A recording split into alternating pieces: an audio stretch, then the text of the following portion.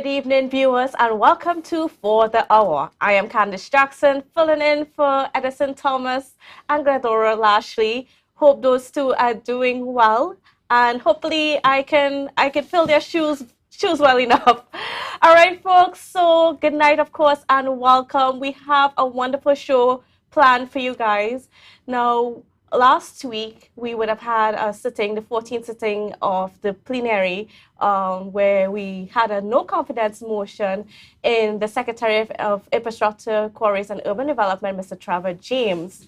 And quite a lot was said in that sitting. Hopefully you got to view it, but even if you didn't get to view it, we are hoping that the discussion and the analysis that we are going to get into tonight would give you a better understanding about some of the things that was said, what was not said, what was implied, what was not implied, what was missing. You know, we're going to get into all those details. So first of all, let me introduce you to the esteemed panel. First of all, on my right is none other than Mr. Marilyn David, representative from the PNM. Good night and welcome to you, sir. Hi, Candice. Welcome. Thank you. Good night to all our viewers, and it's a pleasure to be here. Okay. And we also have community activist, Mr. Leroy George. Good night and welcome. Good night to Candice, everyone else also. As well as another community activist in the form of Mr. Jason Arthur. So good night and welcome to you as well. Thank you very much, and good night to everyone else. Okay, so I am going to start off with the first question was that we were promised that, you know, some information would be revealed at the no confidence motion. And the motion, of course, that was brought forward by Minority Leader, Mr. Calvin Morris. And this was in relation to 4 infrastructural projects that were undertaken by this current THA administration in the past year.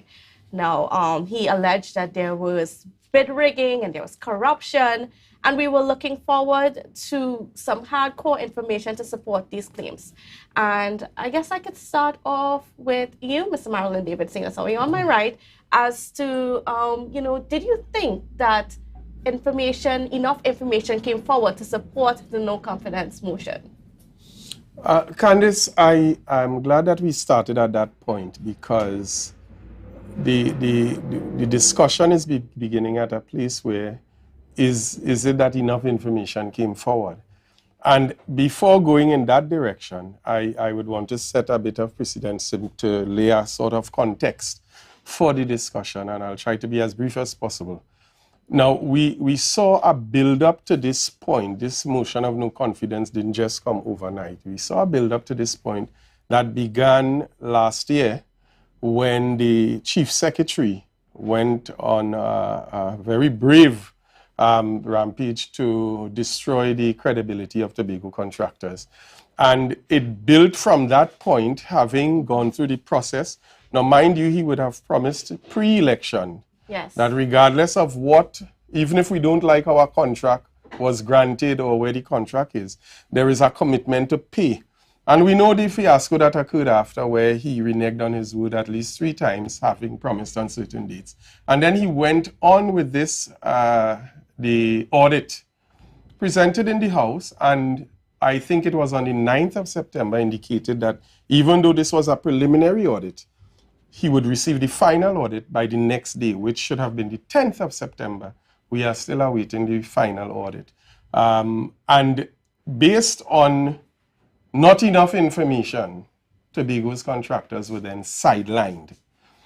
And I'm asking the same question. Thank you. Do you think, and do we think here, that the information that was presented with respect to contractors was enough to destroy the credibility? So let's fast forward. We saw a number of things being put out into the public space. And for us to really get deep into the conversation, we must understand, first of all, what the no confidence motion was about. And that motion was about the secretary being complicit in having knowledge of, knowingly, what was taking place with respect to, 1, the sole select process, and only a handful of contractors being considered for giving away Tobago's entire development budget, and the entire process by which that was done We even saw the secretary coming out to say, or at least answering a question, stating that 40 contractors were considered. There are a number of things that were misrepresentations. 40 contractors were considered for the process, yet still when pressed on the question by the minority leader, having danced for a number of months, when the actual information came, it said 68. Yes. And then we saw, even in that listing of contractors, the one Tobago contractor that was invited subsequently wrote to the legislature saying that the information that was provided about them being invited was incorrect, because the process, as far as they were concerned, was rigged, so that they had absolutely no opportunity to even follow through with the tendering process. And I want to throw it over now to you, Leroy. You know, what are your opinions? Do you think that enough information came forward from the minority to support their case? I don't think it's a question of if enough in terms of quantity or even quality is the case. And to answer your question in short, yes, it's way more than enough. We're seeing mountains of evidence pointing towards corruption taking place in the division of infrastructure, in particular in the division of finance, in other ways also, in the whole THA executive as it pertains to these same contracts adding up to, in total worth, the equivalent of an entire year's worth of the Tobago House of Assembly's development budget, right? It's a lot. I think the only debate that is happening, because even what the minority leader put out there, what did not summarize everything that is out there pointing towards corruption. The issue, however, the debate, if there is any debate, is whether this mountain of evidence, if out of it we've seen anything that is conclusive or not. If there is something that you could actually, as they keep bringing up, take to the police and know, well, yes, an arrest could be made or somebody could be brought in for questioning, etc. If that is happening, that is the debate that is taking place right there. And I would suggest that if I was in charge of the TTPS, if I was the commissioner of police, etc., I would definitely, when it comes to enough to launch an investigation, definitely I would say go ahead, launch an investigation, and I would expect to get something out of it. And Jason, do you think there was enough information presented for an investigation to be launched by the police? So for my part, no, I don't think so. Yeah. You know, I didn't necessarily dig into the information probably in the manner that Mr. David is talking about or Mr. George is talking about. I want to go back a little bit before I come forward. We have Kelvin Morris as the minority leader doing a job for us. And the job that he is doing, certainly the charge that he is leading, is to keep the administration in check. Yes. Right? That is what he's supposed to be doing. And for him to do that effectively for us, he has to be either an honest person when he's doing that for us on our behalf, or at the very least, he needs to appear to be honest. Yeah? One of my problems that I'm having with Mr. Morris, with respect to this particular motion of confidence, but also some types of behaviors before it. So let me give an example. We had a scenario where he put out there that the administration, current administration, is not paying his staff. Lo and behold, when Sertica Williams came on television and went through the process, you realize that Mr. Morris failed to mention that he himself or his office, I always want to say he or his office, because I don't know if he has a secretary or somebody or whatever the case may be, did not do the paperwork necessary for his people to be secure in their employment. Did not do it. Yeah? And so, while it was true that his people weren't paid, He forgot, well, not forgot, he neglected to mention that he did not do his paperwork correctly, right? So he gives you a little bit of truth, and then he does what we call lying by omission. I won't directly lie, but I would leave information out to lead you down a particular path. In that instance, it was for people to feel very badly about the people not getting paid because the administration wicked and spiteful. Okay, let's talk about this motion of no confidence. I saw 5 questions in a letter. I think it was sent by the leader of the PNM, Ansel Dennis. And I don't know if Nana could pull it up on the television. I think we might have some of that information there. Right. So there were 5 questions. Now, I'm going to use this as an example to show you how Mr. Morris presents information to the public conveniently. This was the first question. How did California Stucco Company become aware that Namalco Construction Services Limited withdrew from the Dutch blah, blah, blah, blah, blah? So basically, what the question is asking, the question is asking the secretary, how did ex-tenderer know that another tenderer pulled out of the process? Now, what's the effect of asking a question like that? When you read it, from the time you see it, you feel, oh, it must be that the secretary told that tenderer what was going on. Now, there are a number of people who are probably watching this right now who have been involved in tenders. I have been involved in tenders, okay? Yes. And many times, I know other tenderers. Whether it be a meet there when they was going to get the box or whatever the case would be, right? So in other words, there's a pool of people that might be aware of that information at the same time. Of course, right? So the fact is, the minority leader knows that. He knows that other people could know. But what he's preying on, he's preying on the fact that somebody who doesn't really understand the process, when they read that, they will say, wait, I mean the secretary tell him. You understand what I'm saying? Or the secretary told them. And my point is this.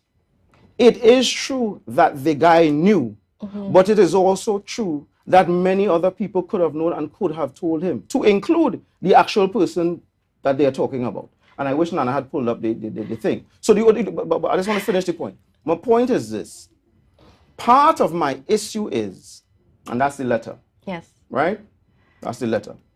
The man mentions why that I found out through the public domain that Namalco Construction Services, blah, blah, blah, right? Part of my problem is this. I don't have a problem with Kelvon trying to do his job. What I have a problem with is that it is very clear to me from a pattern that he will mix some truth in with a lie, whether you want to call it a direct lie or a lie by omission, to try to mislead people.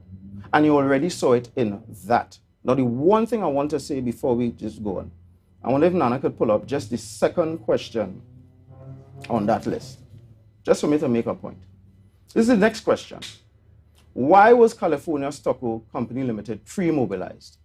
That is the company who won this particular contract. Now, look at that question. What does pre-mobilized mean? What they want is that when somebody reads that, the person feels as though this company was already ready, therefore they knew in advance they were going to win, blah, blah, blah. But they don't actually tell you what pre-mobilized means. They also don't tell you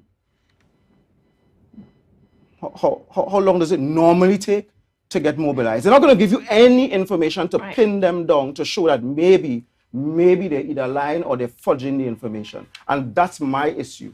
All right, and I mean, Jason, I know you said quite a lot there, but I really want to give Marilyn a chance to sort of, I mean, have an input here. Now, in terms of, you know, just that tendering process, the fact that there might have been a pool of people that may have known and so on, what's your rebuttal?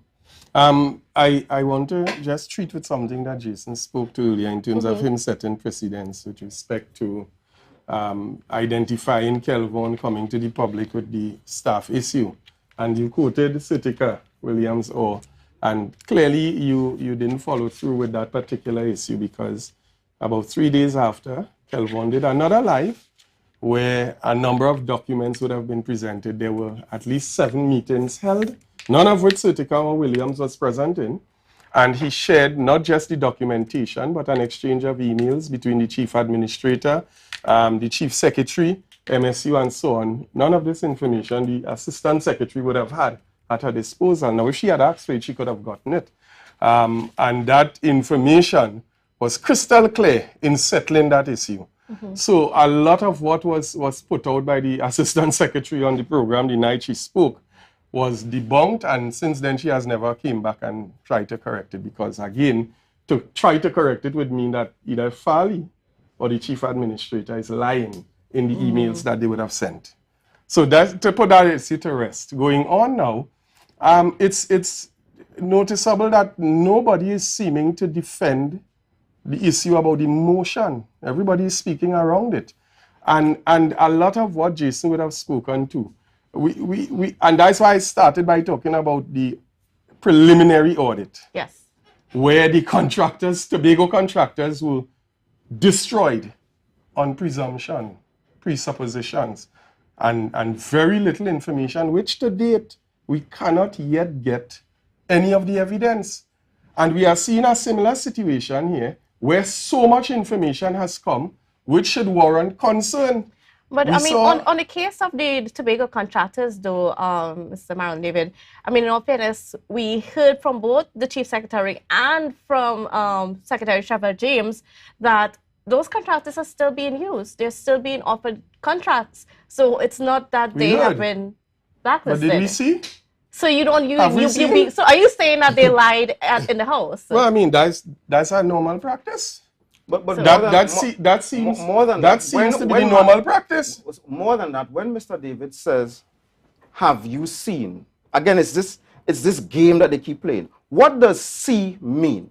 Okay, if the secretary said that, what does "see" Let me spell it out. All right. We have an issue, and he spoke of pre-mobilize.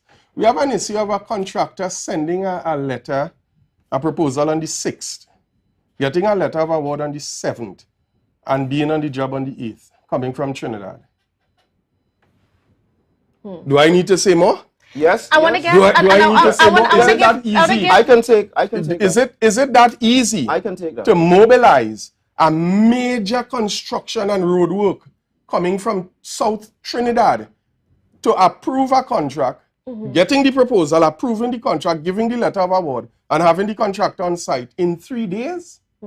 Now, Leroy, Help me. I mean, just before Jason comes in, as I want to give you a chance to get into the discussion as to what is your position where this is concerned, where the Tobago contractors are concerned, because we heard one thing from the Chief Secretary and in the House on Thursday, but we are also hearing something else from the minority. Okay, well, this is a clear-cut case. We majoring in minors where this is concerned. The reality of the situation is that if you give out the equivalent of an entire year's worth of development budget in contracts to contractors outside of Tobago, you are damaging Tobago's economy. Let's begin with that.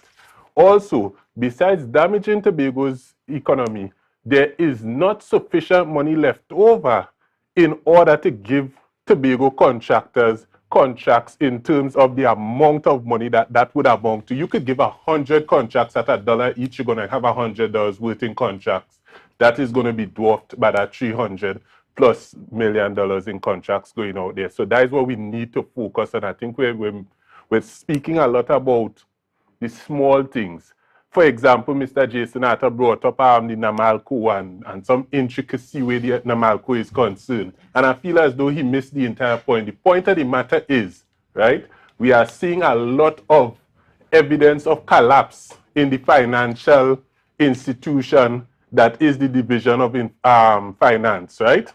We're seeing a lot of collapse where that is concerned.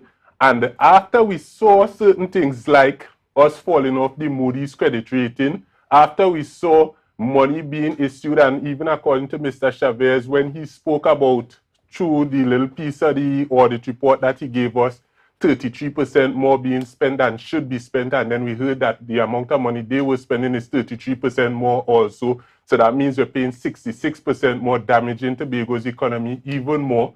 After we see all of that stuff, we now start hearing about things that would really make us look bad to international investors, things like paying Ishgal Barang Singh's electricity bill through. And also, not only that, here's where Mr. Arthur would have missed. When he spoke about NAMALCO, what stands out where NAMALCO is concerned is that NAMALCO has been and is under investigation when it comes to bid rigging. And so when you are in such a fragile position as the one that we are in right now, we cannot be associated with these particular individuals, these particular companies at this time, because we are already in a fragile position. That is the major issue that needs to be addressed. I'd go as far as to say, and if you'd allow me one more time, I feel as though this motion of no confidence could have easily gone against the division or the secretary in charge of finance, in contrast to the secretary in charge of infrastructure. And the reason for that being, I spoke a little earlier about conclusive evidence. You could have a lot of evidence, right? But conclusive.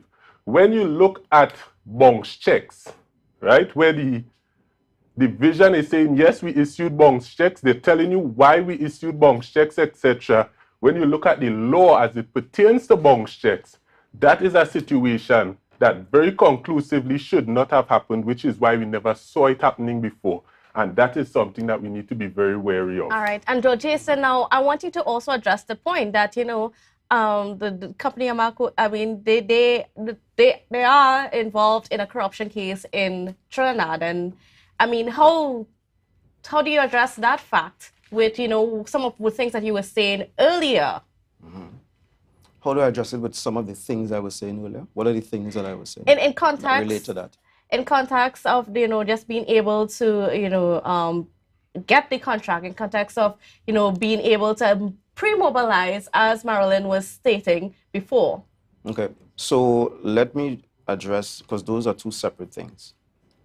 Let's address the first part you asked about.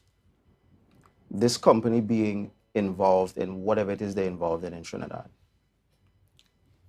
Part of the issue with a lot of this here is that we, the public, do not have technical knowledge of a whole lot of stuff. Okay. Yeah? And so somebody will come and tell you somebody is involved in X, as if that necessarily means that that person cannot be chosen as a contractor. And what they're preying on is that they say something that sounds correct, and you will run with that.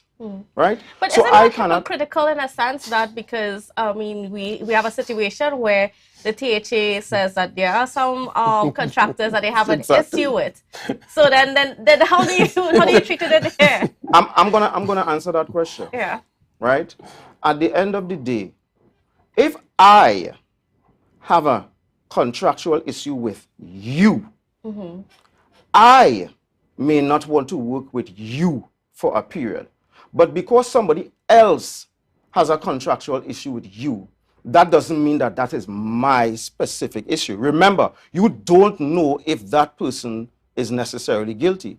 But when you are working with somebody and you have an issue with them, you verily believe the person is guilty because you actually have first-hand information. So I don't see what that has anything to do with anything, right? That is like people telling people. Yourself, man. But anyway, I want to give give both of you a chance. So I'll start with Marilyn first. But Candace, you asked me a question, and the question had two parts, so you need to let me answer the question. All right, okay, well, fairness. Marlon made a statement a while ago. Again, they continue to prey on the ignorance of the public, right? Including myself.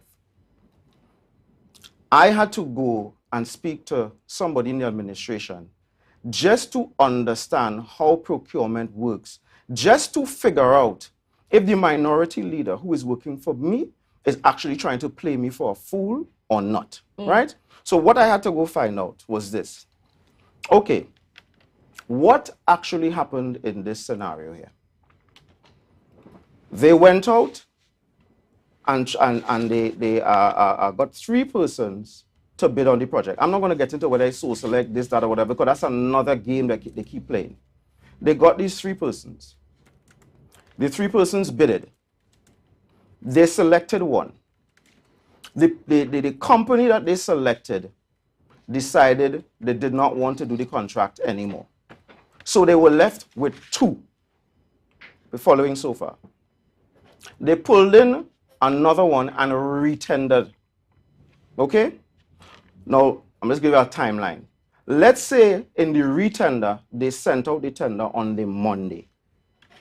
3 days later, they got back the responses from people. Yes. Okay?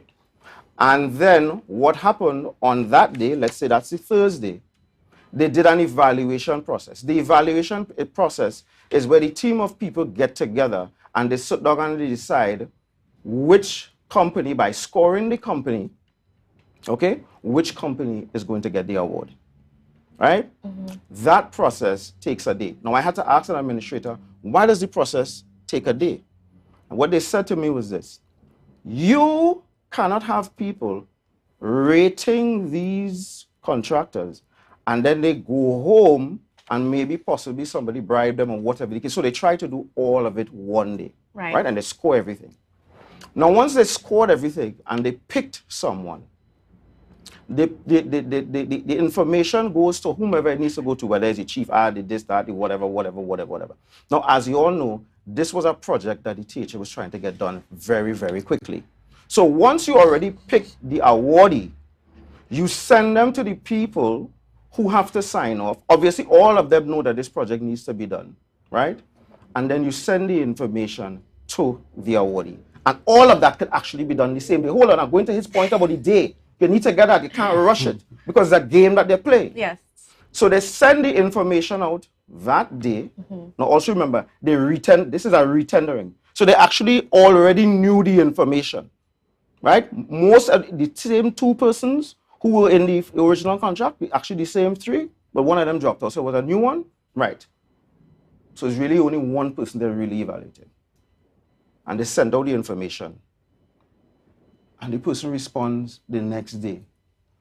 The person who responded was one of the persons who tendered the first time, but he tendered and his figure was too high. So when he got the message on the Thursday, he responded on the Friday. But what they are making it seem like is like the entire process happened in that period. What they're not telling you is that it was the day after the evaluation, and they're not telling you that the evaluation can be done in one day. Because, why they're not telling you that? Because they want to mislead you. That is the whole point. Prey on your ignorance. You notice that the information we just showed on the screen there about the Namalco guy saying that he knew something about the tenderers. You asked Marilyn. You notice he didn't answer it at all? He didn't answer you But I want to about give, the fact. I really want to give Marilyn a chance to rebut now. So I'm glad that Jason went in the way that he went in the direction. And what I would advise him to do is to speak to the secretary of the division, because clearly Jason seems to have more information than the secretary, because the questions that we've been asking for months have exactly to do with some of the things that Jason is speaking about. And the secretary to date has not been able to answer them. And I don't know if Jason has more information than the secretary. But let's go back a bit. And Jason spoke about the process and more than one person. We have the information, the letter the secretary sent in, with the response to a particular question indicating that it was only 6 to 8 contractors. I don't know if Jason is saying he's lying. And then that process went into Soul Select. Again, I don't know if Jason is saying that the secretary is now lying in that process. And the Soul Select process is nothing like what it is he's speaking of. But I mean, we also had that issue explained, Exactly. the idea of Soul Select and the various tendering processes. So I don't know why we're even going back and forth with that. But Candice, what I want to highlight here, and this is where the focus is, the process by which these contracts were given out, in the time frame that they were given out, it was flawed. And the standards that were set weren't set by the minority, they were set by the administration. The chief secretary came and created emergency works. What was the emergency? Carnival. Let's go back because I want to address it. Carnival was the emergency, October Carnival. Even though everything showed that it was impossible for these works to be done, the emergency that was created, why we needed to approve these contracts, was Carnival. How many of those contracts have been completed? We had the very Secretary James sit in this particular studio, and when asked by you on an interview for a status update on the different roadworks, one, down Pigeon Point, well, that has halted and I can't talk about it too much. Lamy Road, well, we had some bitumen issues. The other one, well, we still not anywhere with that. The one in the back of Montgomery, well, yeah, that is completed and so. What was the emergency? Candace, may I ask one question? Let me finish. Yes, let me finish. Give Marilyn a So chance. the precedence that was set, which is the emergency works to be done so that we could approve these contracts, that was made up. It was false. So we lied to the whole Tobago. Let's move forward to the process.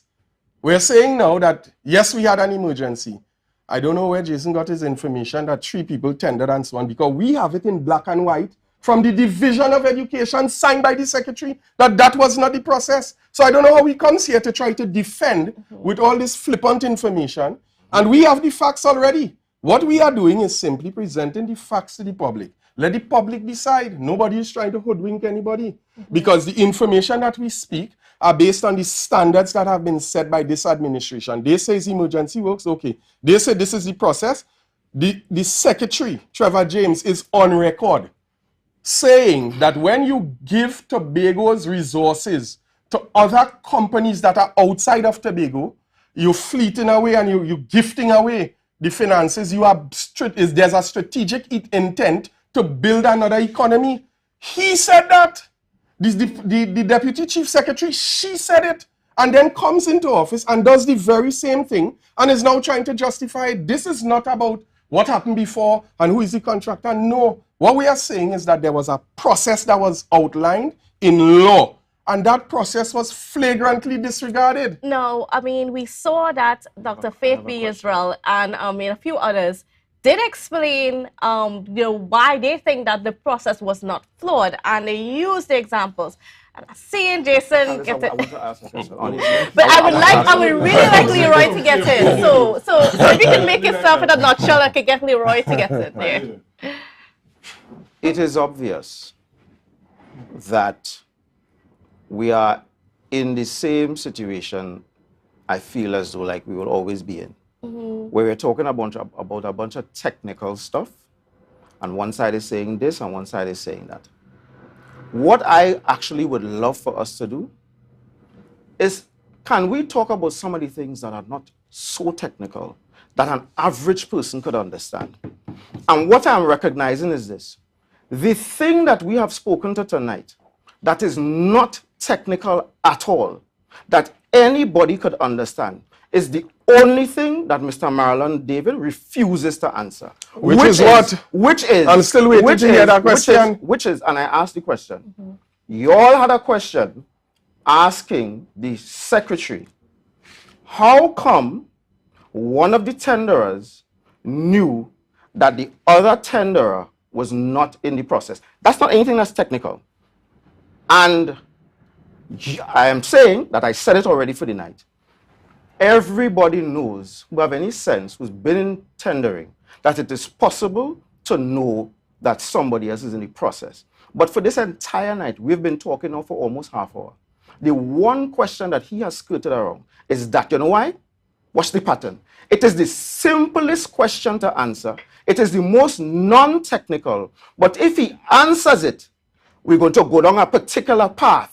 And he doesn't want to go there, so he wants to talk about all the technical stuff. Answer the simplest question. We're talking to basic people here.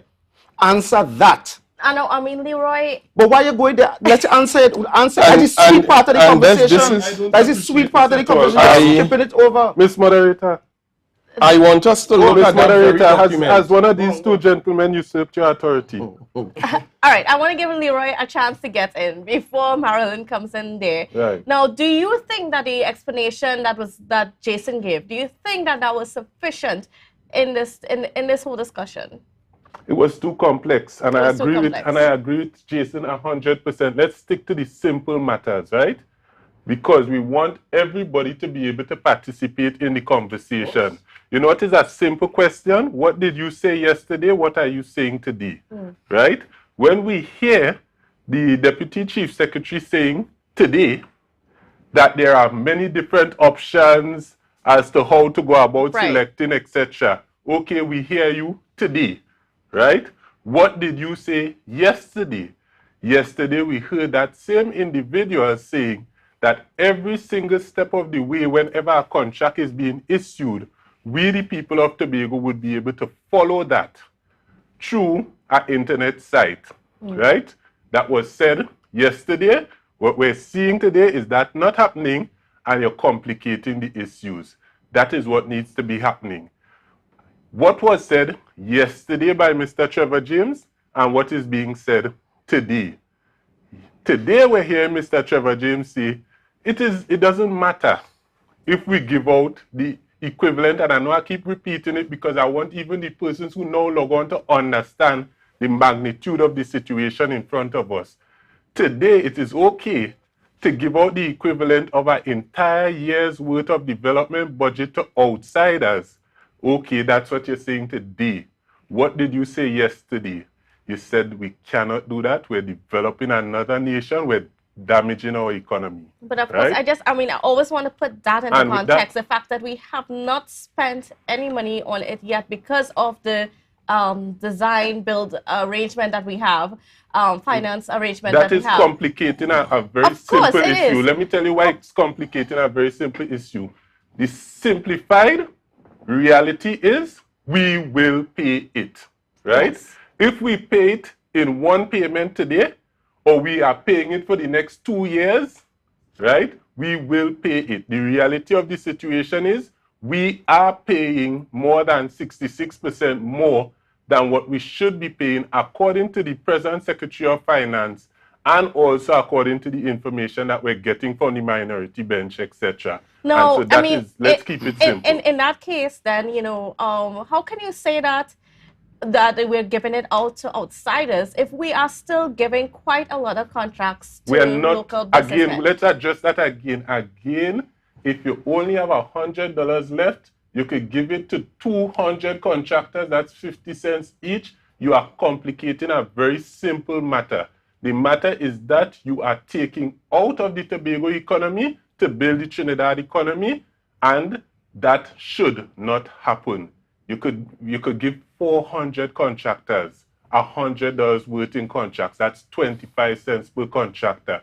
Don't try to complicate the argument at all, because when you were campaigning, when you were making that social contract, which you are now today bound to, despite your attempt to unbound yourself to it, you promised, you did not go complex, you promised to build Tobago's economy, not penal. You promised people before politics, not penal before politics. It's that simple.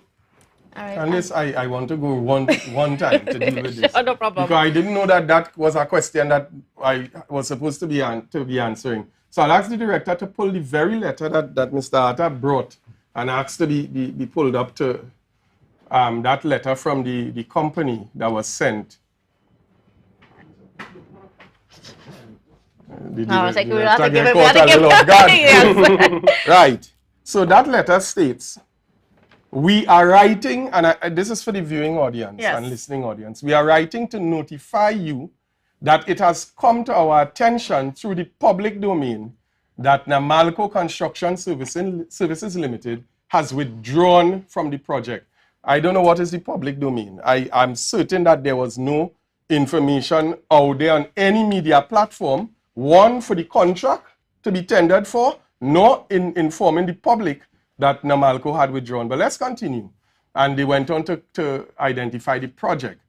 Next paragraph, as required, we are willing to complete the project for the said sum of $19,480,061, or 6 cents it's supposed to be, because if you notice, the writing is different from the figure quoted. Right. So they quoted the exact figure. I don't know if that's information that you get in the public domain as well. So But let's I mean, continue. is it that these letters are typically in, or that information is typically in the public domain? Because I know normally when you apply for tenders, you're offered a package and But then who you was the submit letter your addressed to, package. Candice? Mr. Director, keep it up. I'm not finished with it. But I also want to address that point, because even though it may be addressed to one particular person, there was also the explanation that, you know, there is a whole body of people that looks at the information. Right, as so we're well. going to get to that. We're going to get to that because Okay. that's a question that has been asked. Yes. But let's get back to the letter. You see, that's why we try to present all the information by way of facts and let the people decide. I will talk So we see the figures there, VAT inclusive and so on. So they knew exactly what was the figure that they will negotiate to. If our negotiated price is accepted, we guarantee you that we can adhere to our schedule to complete the revised scope of works on or before the scheduled date for the completion listed, and so on and so on. They went on to say, however, we are invited to submit, invited by whom? A tender package for the very same said project we are now negotiating. We are what? Invited to submit a tender package for the very same project that we are when? Now negotiating. There was no formal knowledge here. And he goes on to say, so, and I will make the publicancy to ensure that the project is completed by the scheduled time assigned. We are kindly requesting your urgent response to this letter advising us if the negotiated price is accepted. Please do not hesitate to contact me for further discussion. And this is written to Mr. Hiralal, Yes. right? The director. Now, what I'm saying, and again, the public can conform their own opinion. This is a letter where we saw, in the letter, the contractor writing to the project management officer, who is the person responsible, not the procurement officer, and saying to him that we've been invited. By whom? There's another letter that we had put out into the public, and you see, that's why I don't like to argue presuppositions. We put the letter out. Where the letter was written to the secretary, as per our conversation. I also want to address the fact that, you know, is it possible that, you know, that there might have been discussions with the procurement team? Like, was that something that was considered by the minority? Is it only because that in the matter of formality, because the letters were addressed to Mr. Trevor James, are you only going on that basis? And I also want to give Jason a chance to let me just close off on that. Okay. So the very question that you're asking and that Jason has been asking, we've asked, the minority leader has submitted with respect to who were the persons that undertook the process, what are their qualifications and so forth. We've not gotten a response to it. And this is the customary thing. We asked the very questions he's speaking to that he seems to have the information. The secretary don't have that information. Jason. Right, so I've answered the question. well, you have answered whatever, you know. I've answered the question based on the letter. Right. It's facts we're dealing with here, not Facebook banter. Right. So at the end of the day, we see where his interest lies. He wants to go to the technical parts of stuff so that he can tell you what it means. He does not want to address things where people don't need his interpretation. Right? So let's start. If that information that he's talking about was such privileged information, in other words, almost insider trading information, you could call it that, right? Would you agree with that, Marilyn? It's a kind of insider. The point you're making, so, right? so I can't agree with something. Yes, like insider trading, right? The person who wrote that letter is so stupid that he would actually write a letter and tell you, okay? I didn't say because he knows the letter is going to all kinds of people, and he's going to basically tell all and sundry that he has this insider trading information and jeopardize his own contract, and that is what he is trying to tell us. That people are so stupid that they will tell everybody the insider trading information that they have. Let me I don't know where you got that from, but that's not what I said. That's But fine. go ahead. That's fine. Go ahead. That's fine. My point is that at the end of the day, the question that was asked was simply this: how did this tenderer know that X tenderer was involved? That was the question. All that Nancy story you read and read and read, forget that. They asked how did he know, and what I am saying, and I will continue to say, they asked that question to mislead people to think that the only way that they could know is through the secretary. And the fact is, you said it, Candice, and a number of us and a number of people watching this who have been involved in tenders know that it is possible to know who are some, even sometimes all of the other tenderers. So the question... And the exact price that they tendered. The question, again, all of that... And the exact price. All of that is games. The question didn't ask that. The question asked, how price. did you know? And so I like to be precise. Be precise. Be precise. But I say that brings us back to the question that I opened with, is that, you know, was there enough evidence to go on to bring this motion forward? Well, if anybody is listening to this right now, you already realize that it is absolutely too technical. And the problem here is this. It's not so much that it's technical, you know. The problem here is, certainly on the prosecutorial side, there isn't enough honesty that you can close your eye and say, you know what? If Kelvon, because using Kelvon, right? Kelvon is the minority leader, and it is his right to bring the case, right? There isn't enough consistency of honesty on his side that you can close your eyes and take his word for it. There is too much of mixing of some truth with a little bit of lie to mislead people.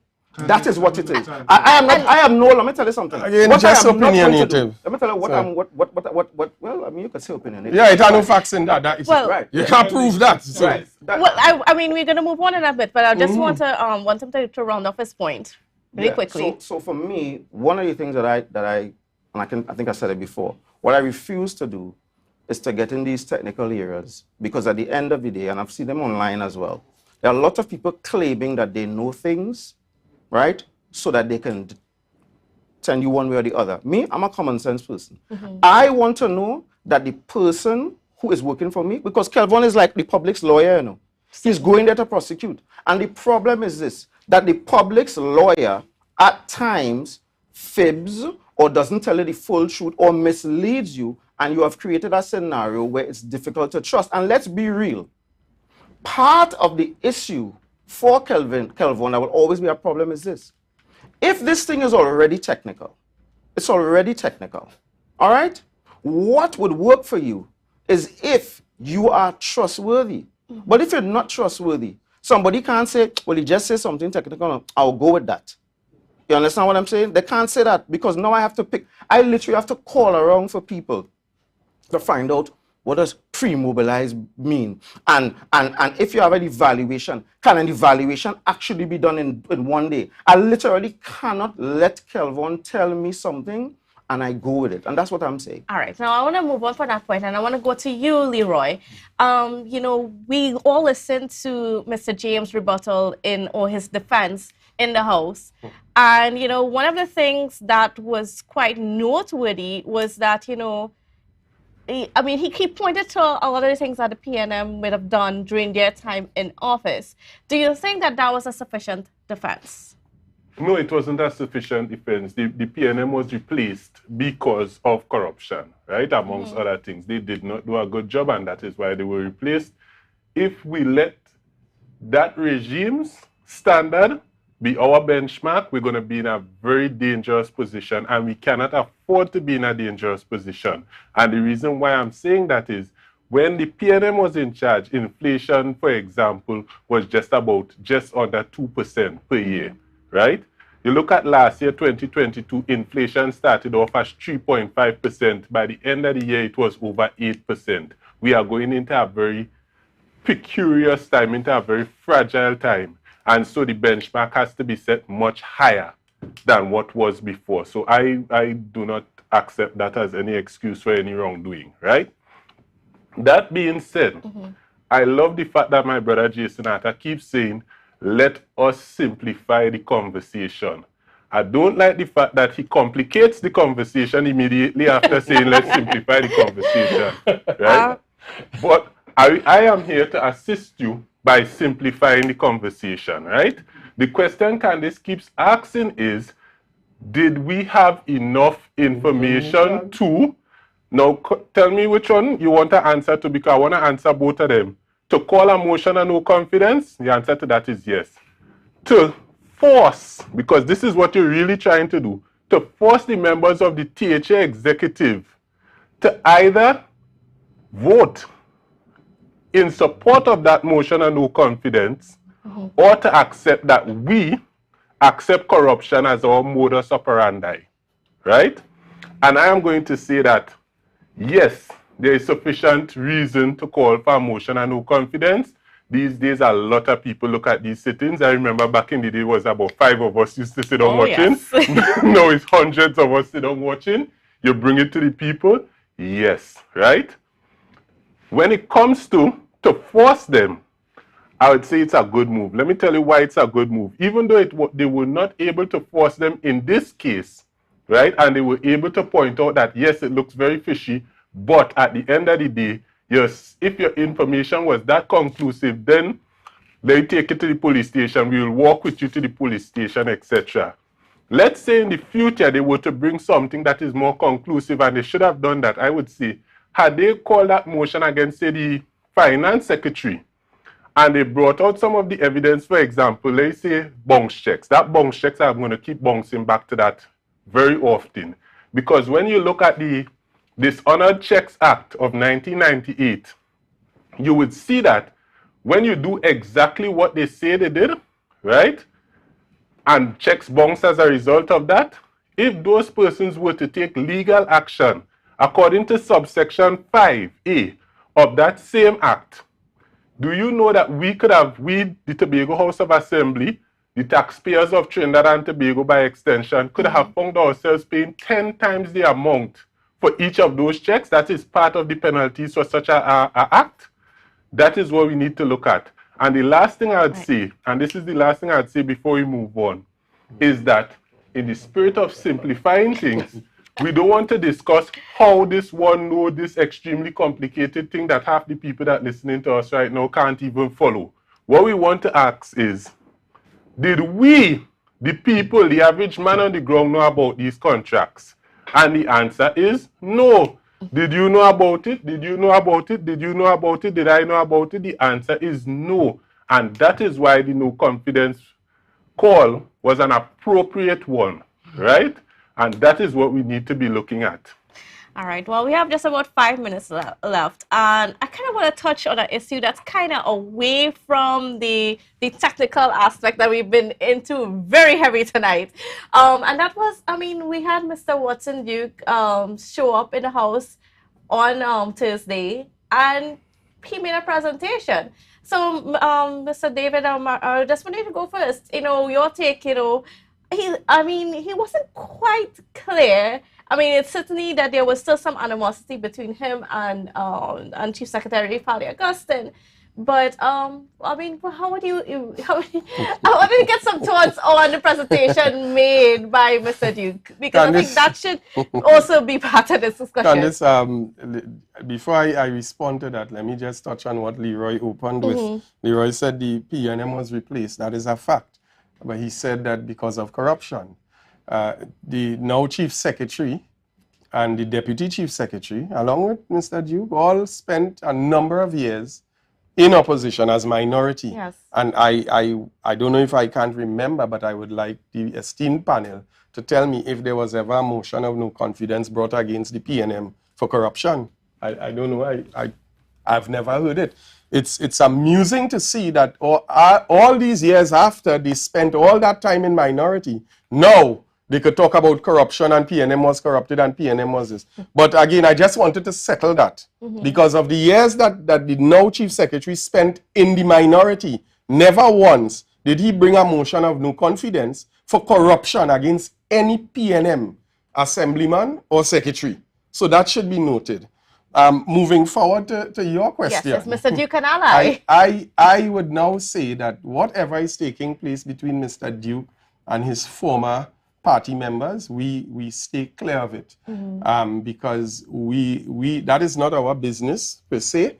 And we simply, and you all would note that when this whole thing started with the trip to New York and the back and forth, what we indicated clearly on our program was that we wish them the best and we hope that they'll be able to sort out their issues. And again, that is the position that we take. There is no alignment whatsoever. Kelvon and Petal go into the house to do the work of the people, the people's business, and the work that the minority is mandated to do by law. And I'm glad Mr. Atta spelled that out very precisely throughout his various presentations, which is to hold this administration accountable. I just want to end by saying that the point that he was making about persons and let's simplify and so on, I don't know if he speaks for all of Tobago, but a number of persons have indicated by way of messaging, call, Facebook posts and so on that they understand entirely everything that was presented. So I will not do like him and speak for all of Tobago, but what I can say is that the people of Tobago are not asleep. Yes, they are certainly watching. Yes, and the things, the information that is out there, people have acknowledged it. It is factual because the documents have been presented. We have not gone there with presuppositions and talking women fancy and trying to... The documents have been presented and let the court of public appeal or public opinion decide. All right, so from Leroy, I mean, how do you feel about the presentation made by Mr. Duke? I feel like I paid them today. Let me tell you why. We will not be discussing Mr. Duke at all under no circumstances. I'm not in a good place where that topic is concerned right now.